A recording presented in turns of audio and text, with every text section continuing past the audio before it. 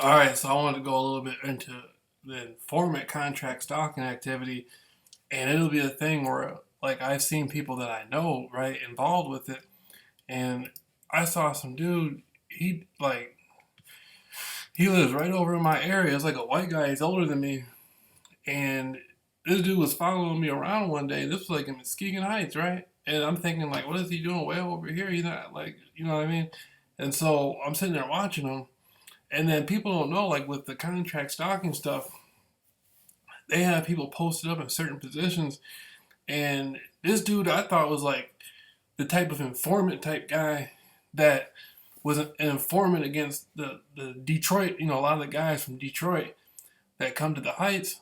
Like, this was over in the area where some of the guys from Detroit were in the Heights. And a lot of Detroit, when I was younger, I used to get in trouble. I was involved in prison with a lot of guys from Detroit, from like 6 Mile and 7 Mile. A lot of them were friends of mine when I was locked up. We used to play cards all the time. My cousin, some of them were black Muslims, so they knew my cousin really well and stuff. And so I'm over in the Heights one day. I'm outside over somebody's house drinking a beer. This is back in 2016, and it was a dude from my area, white dude, and he kept going up and down the street doing the gang stalking. And he paid a couple weird looking black dudes to help him do it.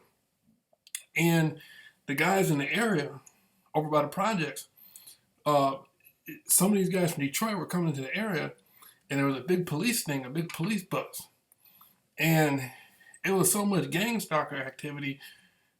How could How could these people be set up without the people doing the gang stalking helping them? And they use like those Homeland Security apps and neighborhood apps, and they got like secret informant codes, and they pay people to show up and wear certain colors and all that stuff.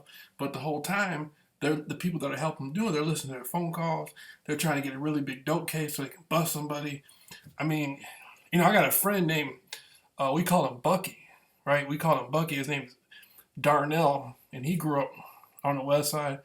And, I seen him one day out driving around, and they had the gang stalkers in the area. And I approached him, I started talking to him to see what was going on.